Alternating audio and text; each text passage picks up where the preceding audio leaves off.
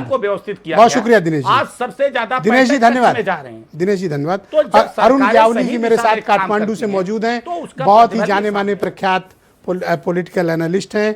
अरुण जी आपका बहुत स्वागत और धन्यवाद। सबसे पहले तो मैं बहुत अफसोस प्रकट करना चाहता हूं कि नेपाल के लोगों ने जिस तरह की त्रासदी और पीड़ा सही है, समस्त भारतवासी इस पीड़ा की घड़ी में आपके साथ खड़े हैं और इस संकट की घड़ी में हम हर तरह आपकी मदद सहायता के लिए तत्पर हैं।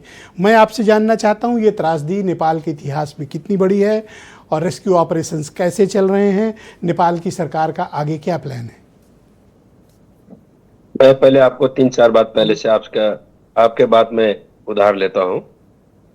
पहली बात यह है कि आपने शुरू में कहा ये हादसा बारे में कि हादसा रोका जा सकता था या नहीं। अभी धन और जन दो चीज का अभी नुकसान हुआ है। आगे धनंजय जी बोल दिए कि जो जगह है वहां से 22 किलोमीटर दूर में पानी के बहाव रुका हुआ था और 22 किलोमीटर से इधर आने में आपका तकरीबन आधे घंटे समय लगते और बहाव जब पानी का बहाव रुक गया तो सबके नोटिस में होता है कि पानी का बहाव क्यों रुका। अभी हर नेपाली का एक ही रिग्रेट है, काश ये बात आधे घंटे आगे अगर हम लोगों को मालूम होता।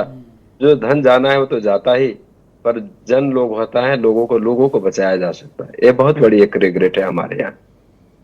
दूसरी बात क्या है कि जो प्री अलर्ट का जो बात कहे हैं वो अभी का समय में एक ग्लेशियर, पानी, बांध, नदी एक किस्म का आपका स्ट्रैटेजिक एक वेपन जैसा हो गया है।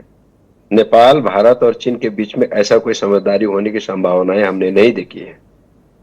तीसरी बात रहा नेपाल और भारत के बीच में ये जो नदी का बहाव के संबंध में ऑलरेडी है, कोसी नदी के संदर्भ में, गंडक नदी के संदर्भ में, घाघरा नदी के संबंध में ऑलरेडी वो आपका है और हमारे जो डाटा साझा होते रहते।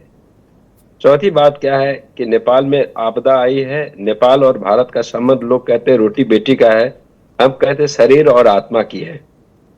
नेपाल और भारत का जो संबंध है शरीर और आत्मा का है। शरीर को दर्द हो तो आत्मा को तकलीफ होती है, आत्मा को दर्द हो तो शरीर मुरझा जाता है। उसी तरह नेपाल में जो विपदा आई है उसमें पूरे भारतीय जनता, भारतीय लोग जिस तरह से हमारे प्रति संवेदनशील हैं, हम लोग उसके लिए आभारी हैं। चौथी बात आपको बता दें कि अब तो बाढ़ आई बह के चली गई। चाइना की तरफ से खबर आ गई कि भैया इसके बाद फिर और बड़े मतलब हादसा हो सकते हैं, हमने रोक रखे हैं। जो नोटिस आप हमको कल से दे रहे हैं वो नोटिस हमको परसों से देते तो कितना अच्छा होता। हम किसी के ऊपर आरोप नहीं लगा रहे। एग्जैक्टली। पांचवी बात हमारी आपसे निवेदन है कि बाढ़ आए लोगों को बहा ले गई। अब गंडक बैराज होते हुए आधे पानी आपके उत्तर प्रदेश को जाएंगे, आधे पानी बिहार को जाएंगे, उसमें लाशें जाएंगे। हमारी एक मान्यता है कि आपका श्वास नहीं तो लाश।